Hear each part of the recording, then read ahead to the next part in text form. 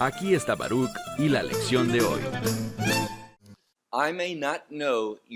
Puede que yo no sepa tu nombre, dónde vives, ni nada en absoluto sobre ti, pero hay algo que sé con total certeza en cuanto a quién eres. Y eso es que eres alguien que cree en Dios. ¿Cómo puedo afirmar eso? Porque todo ser humano cree en Dios. Ahora, puede que lo quieran negar, pero cuando alguien dice, yo no creo que exista un Dios, yo soy ateo, creo que todo esto de Dios es una tontería. Bueno, en realidad, lo que están diciendo va en contra de lo que realmente creen interiormente. Debemos entender algo. En la actualidad, existe una tendencia a creer que la fe más simple, por ejemplo, lo que le enseñamos a los niños acerca de Dios, que eso es inmaduro, y que cuando alguien crece y comienza a educarse en el mundo, cuando empieza a escuchar a la ciencia y cosas parecidas, se apartarán de la fe en Dios. Esa es una gran mentira.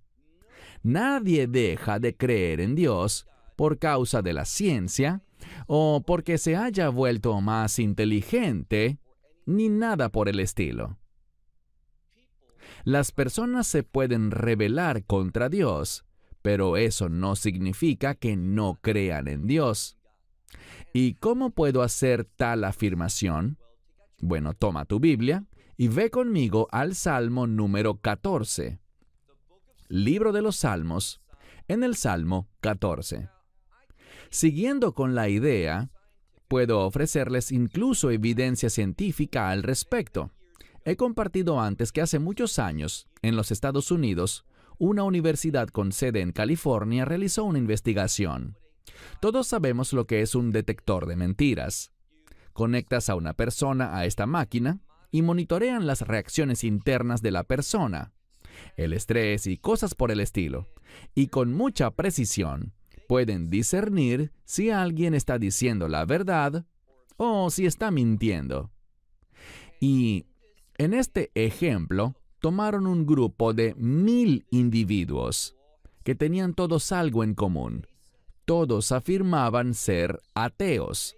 Decían que no creían en Dios, que eso era un cuento de hadas, una fantasía, y rechazaban cualquier idea que afirmara la existencia literal de un Dios.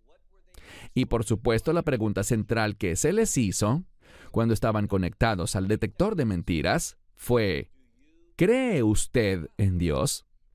Y alrededor del 98% de las personas, cuando dijeron que no, porque todos eran ateos, así que su respuesta fue no, yo no creo en Dios. 98% falló la prueba, lo que significa que aunque afirmaban no creer en Dios, interiormente sí creían. Cuando decían que negaban la existencia de Dios, estaban mintiendo. Ahora, uno no necesita usar un detector de mentiras. Simplemente podemos acudir a las Escrituras. Y como dije, hoy vamos a estudiar el Salmo 14, el cual es un salmo escrito por David. Dice en la primera parte del verso 1, la Matseach ley David, al director principal del coro de David. O sea que David escribió este salmo. Leamos. Amar Naval Belibó. Bien, la palabra Naval es traducida por la mayoría de las Biblias como necio, pero debemos entender a qué se refiere. Es un necio no porque le falte inteligencia, sino que es alguien necio porque, aunque sabe algo, no responde a esa información. Un ejemplo clásico es que la casa de alguien está en llamas. Así que un vecino entra y le dice al dueño de la casa, «Tu casa está en llamas. Todo se va a consumir en cuestión de minutos». Él tiene esa información, pero no se mueve. No reacciona ante el hecho de que su casa se está quemando, por lo que finalmente muere. Ese es un naval. tiene la información, pero la rechaza, la niega, se rebela en su contra, no responde a lo que sabe que es la verdad. Y la pregunta que debemos hacernos es, ¿por qué pasa esto? Y esto es lo que David abordará. Leemos. El necio ha dicho en su corazón, no hay Dios. Él busca convencerse a sí mismo por medio de la repetición de esa afirmación. Quiere pensar así. ¿Por qué? ¿Por qué es tan importante para él pensar que no hay Dios? Bueno, la siguiente parte del verso nos lo responde. Noten la siguiente frase. Ishhitu, ¿qué significa? Es una palabra para corrupción. En este contexto nos habla de una vida corrompida. Y si sigues leyendo, no solo es que se hayan corrompido y que ellos hagan cosas abominables, sino que noten lo que dice aquí. Él dice, yo niego a Dios. Eso es lo que dice un necio. No creo en Dios. Interiormente él sabe que es la verdad, que Dios existe, pero se convence a sí mismo y declara públicamente, no hay Dios. ¿Por qué? Porque quiere llevar un estilo de vida corrupto, un estilo de vida abominable. Quiere cometer actos que no están alineados con la verdad de Dios, las instrucciones de Dios y los mandamientos de Dios. Entonces, ¿qué hace para justificarse a sí mismo, tanto interiormente como públicamente? Simplemente dice, no hay Dios. Por lo tanto, si no hay Dios, realmente no existe un concepto exacto del bien y del mal. No hay una verdad. Tú puedes tener tu verdad, yo puedo tener mi verdad, tú puedes decir que esto está bien, que esto es correcto, y yo puedo pensar algo totalmente diferente. Verás, cuando Dios está en la escena, no importa lo que yo llame verdad o lo que tú llames verdad. ¿Qué es lo importante? Su verdad, porque su verdad es la única verdad. Lo que importan son sus términos de justicia y rectitud, lo que para Él es santo, bueno, correcto, moral y ético. Todo eso proviene de su palabra. Pero si no me gusta su justicia, no me gusta su rectitud, no me gusta su voluntad, ¿qué hago? Bueno, una persona necia simplemente dice, niego a Dios, soy rebelde contra Él, y por lo tanto, como Él no existe, todo está bien. Así que la motivación aquí para que esta persona diga, no hay Dios, intentando convencerse a sí misma, es porque quiere realizar actos tanto corruptibles como abominables, en rebelión contra la voluntad de Dios. Leamos la última parte del verso 1. En Osei Tov. No hay quien haga lo bueno. Ese es el problema. Las personas que dicen que no hay Dios, no harán lo que es bueno. Cuando te falta la creencia en Dios, cuando niegas y rechazas eso, sabemos algo. Estás haciendo eso para no tener que asociarte con su voluntad, con sus propósitos. Quieres practicar lo que los caminos de Dios y su verdad consideran como algo corrupto y abominable. Así que es simplemente por conveniencia que alguien dice, no hay Dios.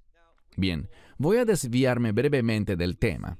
Vemos en el Nuevo Pacto que hay una palabra muy importante y su equivalente hebreo es matspun, que significa conciencia. Todo el mundo tiene una conciencia. Por lo tanto, esa conciencia le dice a esa persona que Dios existe. Así que, cuando alguien dice, oh, yo soy ateo, o yo solía creer, pero ya superé eso, soy demasiado maduro para eso. La ciencia me demuestra que todo eso es falso. Cuando alguien dice eso, está mintiéndose a sí mismo. Ahora, verso 2. Vimos su respuesta. ¿Qué hace Dios? El Señor desde el cielo observa a los hijos de los hombres para ver algo, para ver si hay. Y la siguiente palabra es masquil. ¿Qué es un masquil? Es interesante notar que Sechel Yeshar significa sentido común. Y esta palabra define a alguien que es sabio. A veces, esta palabra puede relacionarse con prosperidad, pero tiene que ver con una inteligencia que es natural, algo con lo que uno ha sido divinamente dotado por Dios. Así que, Él quiere ver si hay entre los seres humanos individuos que están utilizando eso. Ese es el contexto. Hay quienes dicen, neciamente, no hay Dios, para poder así hacer actos ofensivos, impíos, corruptos y abominables. Pero Dios mira para ver si hay alguno que sea sabio y que utilice lo que en español llamamos sentido común, con el fin de... Y el punto aquí es este. Eso es lo que Dios le ha dado a cada persona para que pueda funcionar y avanzar hacia un mayor entendimiento de la verdad de Dios. Así que el Señor, desde los cielos, mira sobre los hijos de los hombres, y esta palabra para mirar no es la misma que encontramos más adelante en el texto. Es una palabra que implica que Él mira y revela de una manera muy transparente. Él llega al corazón de cómo la gente piensa, para ver si hay alguien que tenga simplemente sentido común, y se conducen de ese modo. Se trata de alguien que esté operando en la conciencia que Dios le dio a esa persona, y que se conduzca de una manera que le conlleve a la prosperidad, pero prosperidad en el sentido de tomar la provisión de Dios para cumplir sus propósitos. ¿Y a qué lleva eso al que tiene ese deseo? Noten el final del verso 2. Doresh et Elohim. Él busca, y esta palabra Doresh es una palabra intensa. Muchas veces la traducimos como buscar o pedir, pero es una palabra que puede significar exigir. Muestra un fuerte deseo, casi una desesperación por lo que se dice aquí, por Dios. Y vemos un cambio. En lugar de el Señor, Yud-Hei Vav-Hei, tenemos el término Dios, y como digo con frecuencia, este término se relaciona con Dios como juez. Aquel que tiene sentido común, el que posee este don de Dios de la inteligencia, para saber que Dios existe, eso lo lleva a desear, si Dios es real, y yo sé que lo es, entonces si no soy necio, voy a querer saber cómo servirle. ¿Qué requiere Él de mí? Buscaré eso con pasión, con fervor, para ser alguien con quien Dios se complazca. Pasemos al verso 3. Esto es lo común, pero todos se han desviado en conjunto. Y una vez más vemos una palabra similar, un sinónimo para decir se han corrompido. Esta es una palabra que habla de decadencia, pero más bien de una decadencia moral. Y eso es lo que vemos ocurrir en nuestra sociedad de manera desenfrenada hoy en día. Rápidamente, las personas se están volviendo cada vez más corruptas en sus acciones. Y todo eso comienza con su manera de pensar. ¿Por qué? Bueno, noten la relación con la Escritura.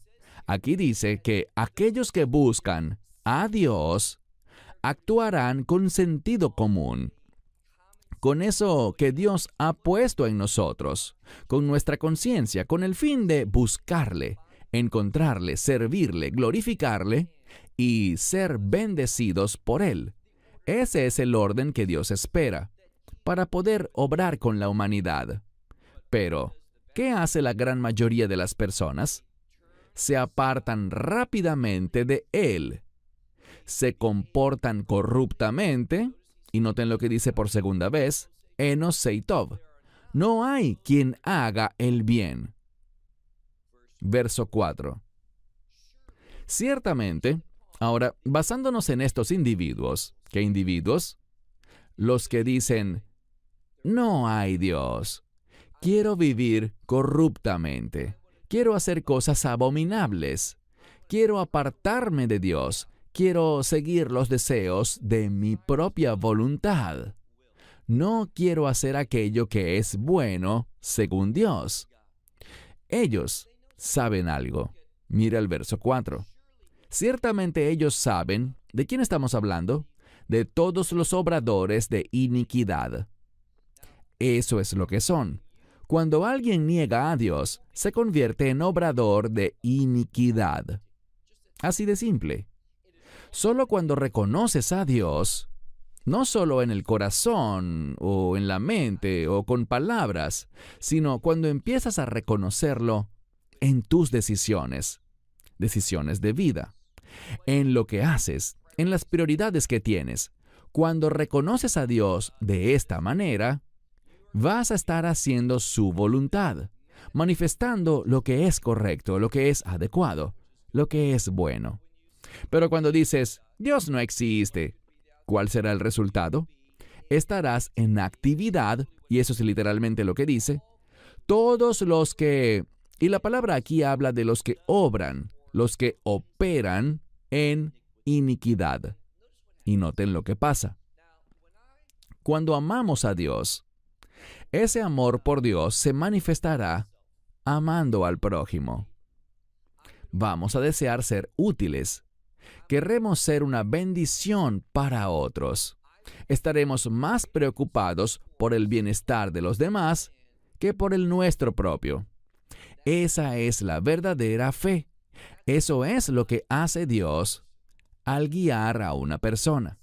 Es la misma actitud que Pablo describió cuando dijo, haya en ustedes este sentir que hubo también en el Mesías, que lo llevó a humillarse a sí mismo y a vaciarse a sí mismo, incluso hasta la muerte, y muerte de cruz. Que esa misma mentalidad esté en ustedes. Se trata de que tome mi cruz, muera a mí mismo, para poder ser de bendición para los demás.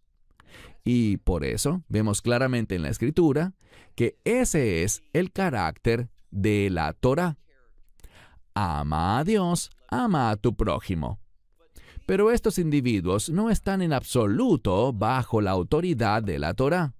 Por supuesto que no somos salvos por la ley. Los mandamientos no nos justifican. Pero, habiendo sido salvos, habiendo experimentado la justificación, voy a querer utilizar la verdad de la Torá, la verdad de los mandamientos de Dios, la relevancia de por qué Dios dio estos mandamientos.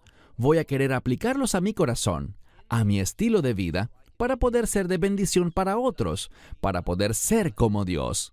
No hablo de convertirme en Dios, lo cual es una herejía, sino comportarme como Él, manifestando su voluntad en mi vida. Pero, ¿qué está haciendo esta gente que niega a Dios? Están obrando en iniquidad, y noten lo que dice. Ellos son los que se comen a mi pueblo. Eso significa que lo devoran. Significa que se conducen de manera que explotan a los demás y lo hacen como quien come pan.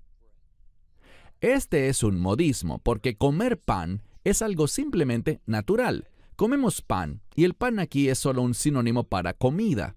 La gente come 2 o 3 veces al día, y lo que esto nos dice es que así como resulta común y natural para una persona sentarse a comer, asimismo los impíos explotan, se aprovechan y causan daño a otras personas. ¿Y a quién dañan? A mi pueblo. Dios se lo toma personal. Pero al Señor, noten lo que dice al final del verso 4, al Señor no invocan, no lo buscan, no están interesados en Él. Nada en su vida refleja ninguna conciencia de Dios. Y, por lo tanto, explotan a las personas. Verso 5. El verso 5 nos dice que cuando nos volvemos egoístas, eso nos conduce a una forma de paranoia. Así de simple. Cuando me consumo en mí mismo, voy a pensar que otros están comportándose de la misma manera. Y así como yo devoro a otras personas, las exploto, las uso, para mis propósitos, voy a asumir interiormente que los demás están tratando de hacerme lo mismo a mí. ¿Y cuál es el resultado de eso? Bueno, podríamos usar una palabra de la psicología y es paranoia. Pero, ¿sabes lo que dice la palabra de Dios? Usa el término, verso 5, temor. Allí, en esa conducta, en ese estilo de vida, allí, temor, ellos sienten. Porque Dios, y entendamos algo, esto se remonta y confirma exactamente el punto donde empezamos. Y es que todo el mundo sabe en su interior que Dios existe. ¿Por qué lo digo? Bueno, mencioné que Él puso la conciencia en cada persona. Todas las personas tienen un alma. Cada individuo, como Dios lo ha creado, cada individuo tiene una conexión con Dios. Todos saben que Dios existe. Y sabes que Dios es un Dios santo y justo. Su entendimiento de santidad y justicia en sí mismos puede estar severamente dañado por su pecado.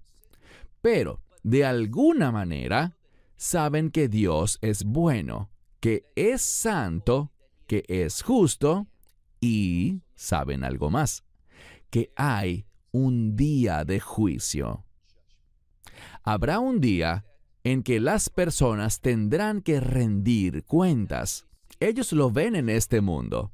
La gente es continuamente evaluada por su jefe, su empleador, por sus amigos.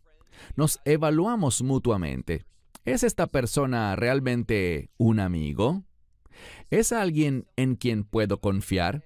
¿Y soy yo alguien confiable para esta persona? Evaluamos a otros y nos evaluamos a nosotros mismos. Eso es natural porque entendemos que existe un concepto de juicio. Juicio en el sentido de evaluación y discernimiento. Pero con base en esa evaluación y ese discernimiento, habrá un resultado.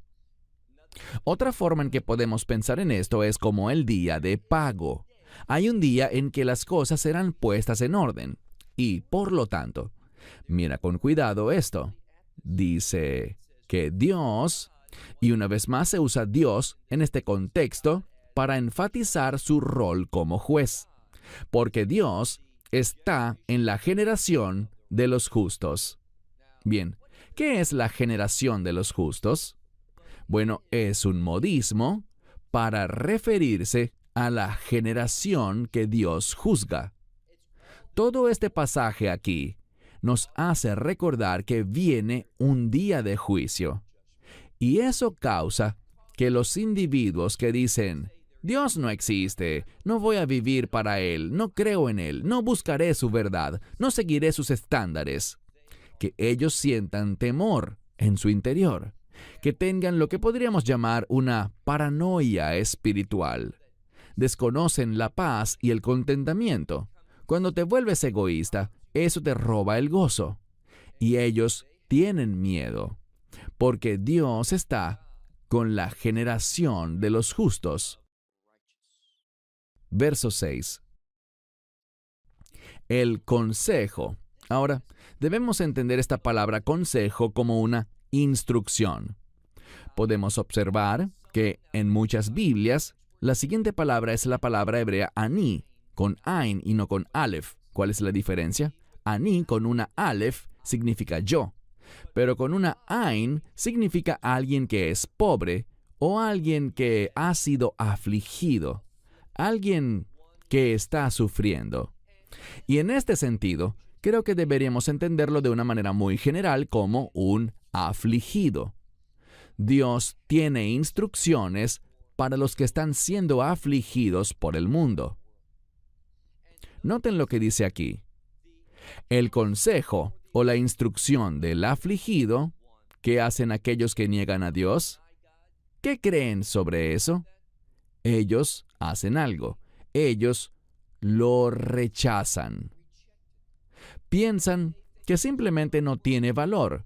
Creen que es algo vergonzoso, que es inútil. Así que no le dan a eso ningún valor en lo absoluto.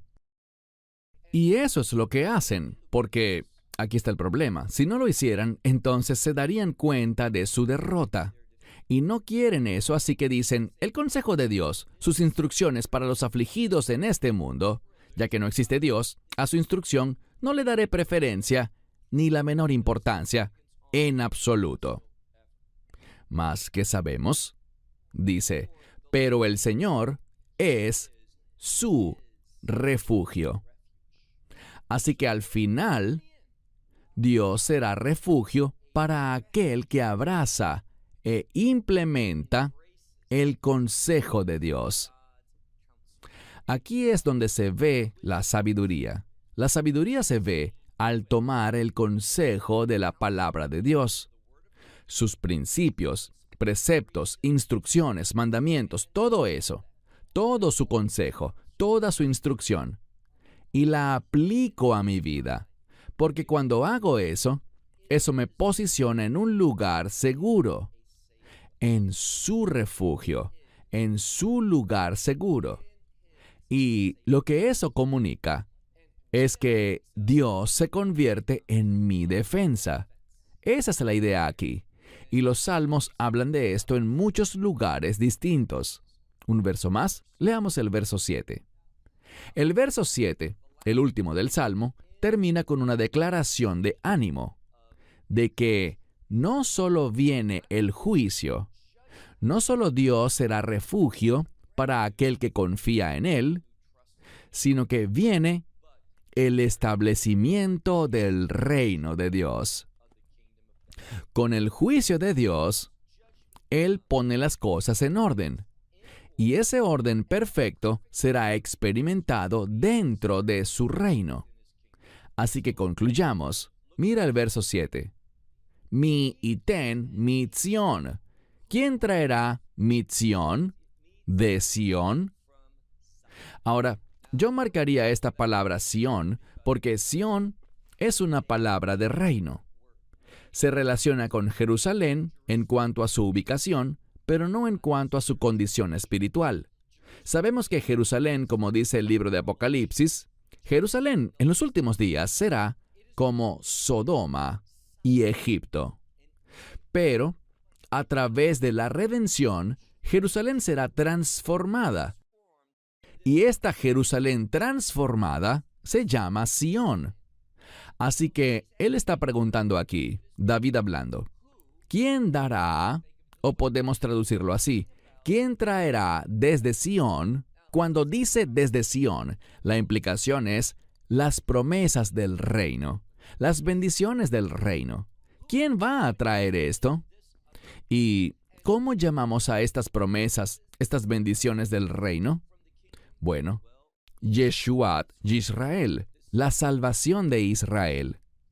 Lo diré de nuevo porque es vital que comprendamos esto bien. Las palabras importan. Las palabras tienen gran significado. Y noten aquí que vemos la salvación de Israel. Nunca verás en la Escritura la salvación de Palestina. Quiero decir algo, y nunca me retractaré de esta declaración, y es la siguiente. Cuando un individuo que se hace llamar creyente utiliza el término Palestina, este individuo está en rebelión. Este individuo está en tinieblas. Este individuo está más interesado en agradar al hombre que en agradar a Dios. No existe absolutamente, y voy a decir esto con mucho cuidado, haré una pausa por un momento. Cuando una persona usa el término Palestina, lo que busca es la alabanza de los hombres y no desea servir a Dios. Cuando usas ese término, arrancas de la Biblia el significado y el mensaje de Israel. Y lo que encontramos aquí, de acuerdo con el paralelismo, y no he hablado mucho de eso en este salmo, pero aquí lo vemos. Cuando lo analizas, verás que hay un paralelismo entre Sión, una palabra de reino, e Israel. Nunca vemos a Dios usar esta palabra, Palestina.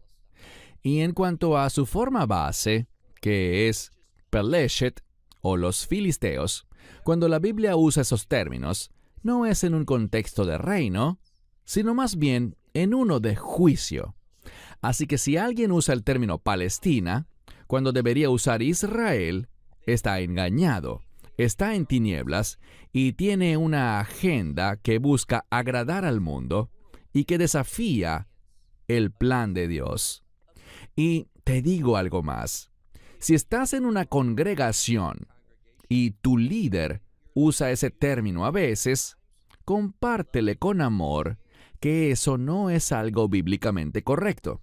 Y si él continúa usando ese término, debes encontrar un lugar diferente donde adorar, un lugar diferente donde servir, porque allí no está la voluntad de Dios para ti.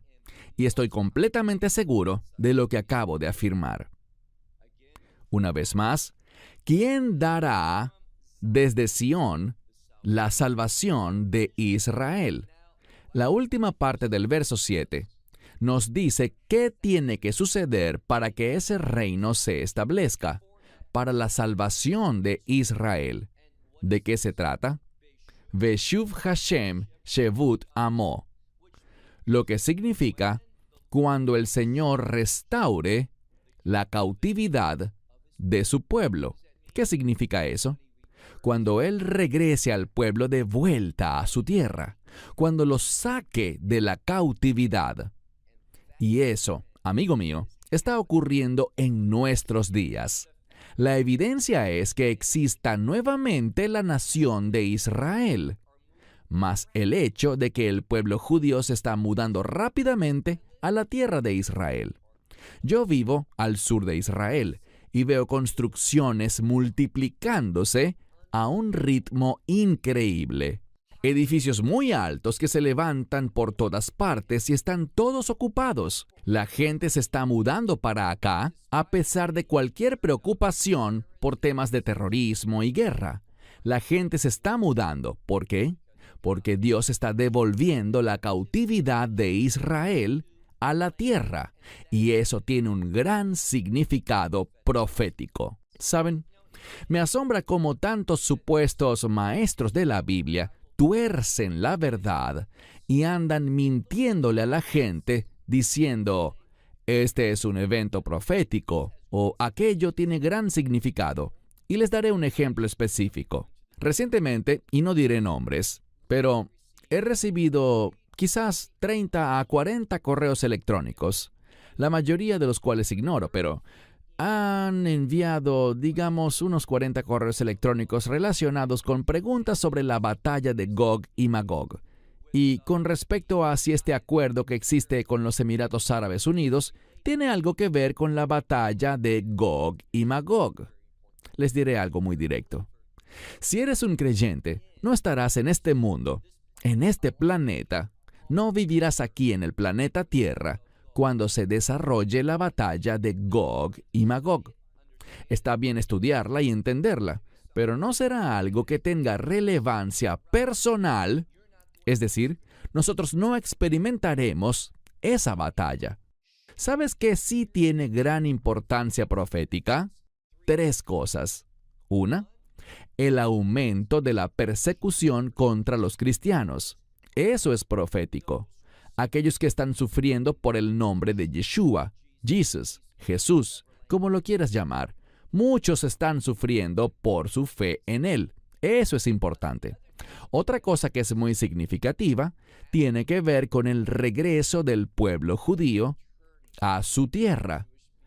Altamente significativo. Una de las profecías más importantes que se están cumpliendo en nuestros días.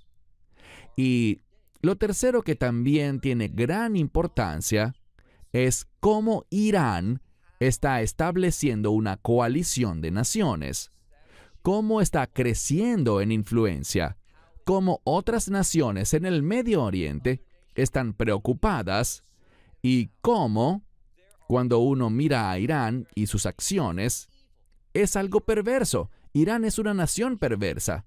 Ellos apoyan actividades perversas. Están en contra de las cosas de Dios. Y estoy hablando del gobierno, más no del pueblo iraní. Pero aquí está el punto. Ves claramente la maldad en la agenda política y en las acciones de Irán. Pero tienes muchos estados europeos que quieren tener buenas relaciones con ellos, quieren apoyarles, hacer negocios con ellos, no quieren imponerles sanciones, quieren darles la capacidad de tener un programa nuclear. Estas cosas son políticamente significativas y a la vez tienen grandes implicaciones proféticas. Así que vemos aquí que cuando el Señor devuelva la cautividad de su pueblo, deberíamos, si eres sensible al Espíritu de Dios y a la verdad profética, deberías estar haciendo algo, porque el pueblo judío está regresando a la tierra y habitando en los lugares que, como dice Isaías 54, estas ciudades antiguas están siendo restauradas, restablecidas. Noten cómo termina el Salmo. Yagel Yaakov, Yismach Yisrael. Espero que noten que Jacob e Israel son paralelos, de la misma manera que regocijarse y alegrarse lo son, en la última parte del verso. Jacob se regocijará e Israel se alegrará. ¿Cuándo? Cuando el pueblo judío esté de vuelta en su tierra. Y todo esto, todo lo que hemos estudiado, debería llevarnos a decir, sí, Dios existe. Y no solo saberlo interiormente, sino demostrarlo exteriormente. Porque todos lo saben interiormente. El problema es que cada vez menos personas están demostrando esa creencia y ese conocimiento de Dios en sus acciones.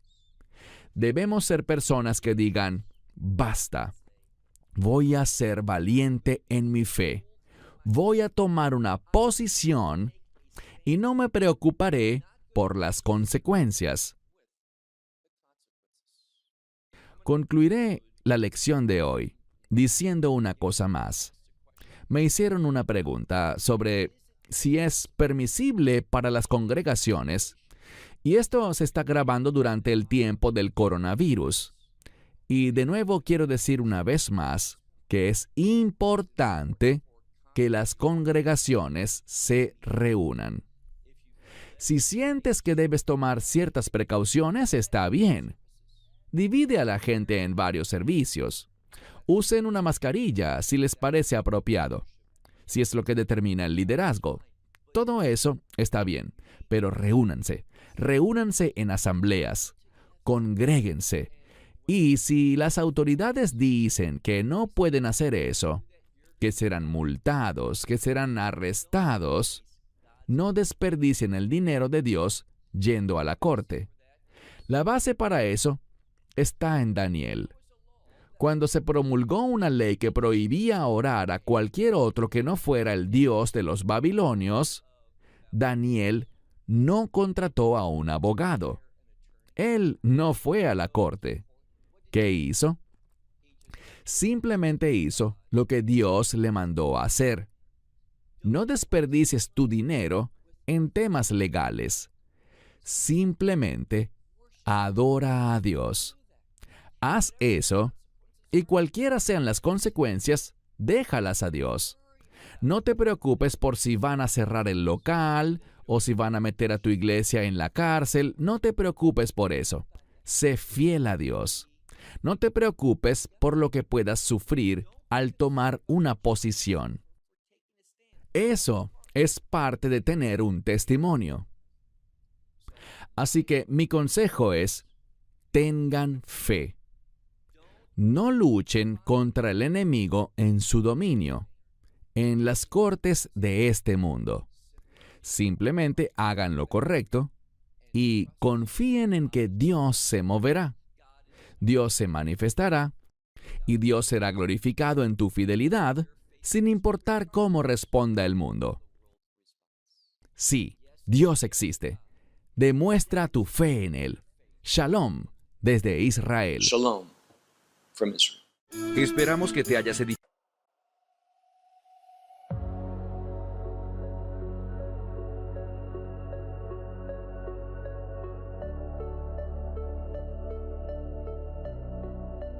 Right before my eyes, the revolution's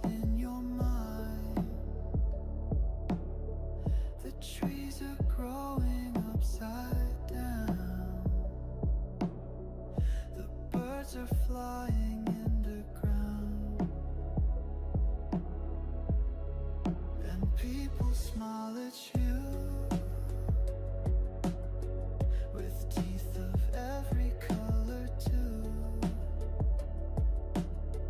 in dreams that they call nightmares too. And there I was inside of you, and I felt like I was dying, but I didn't wanna die. I thought I was flying, but I was falling from the sky. And when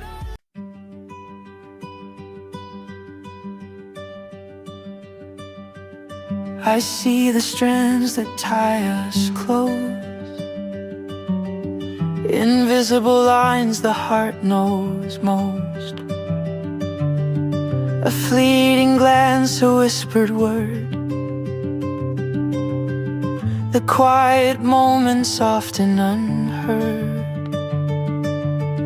Through every twist, through every bend, some threads connect until the end. Unseen they pull, they guide, they weave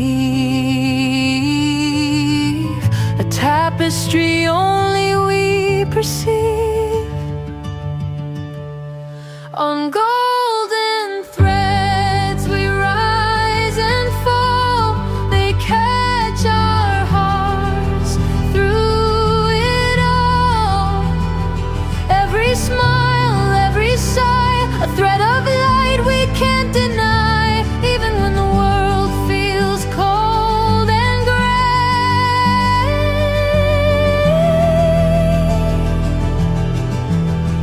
These golden threads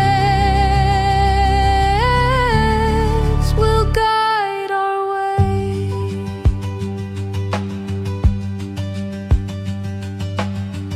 Across the miles, across the years, through quiet hopes, through hidden fears, I feel the pull, the gentle hand, the threads that bind us understand.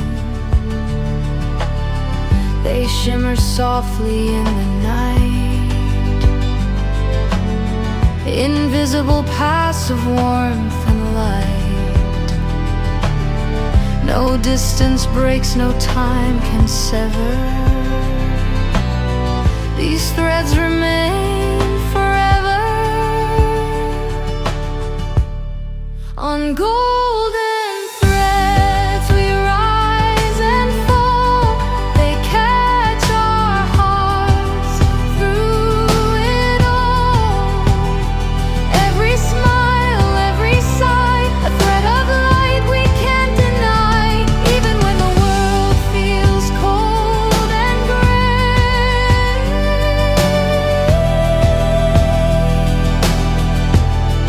These golden threads will guide our way. Maybe someday we'll understand the gentle pull of this hidden strand. Every choice, every chance we take, the threads connect us, never break.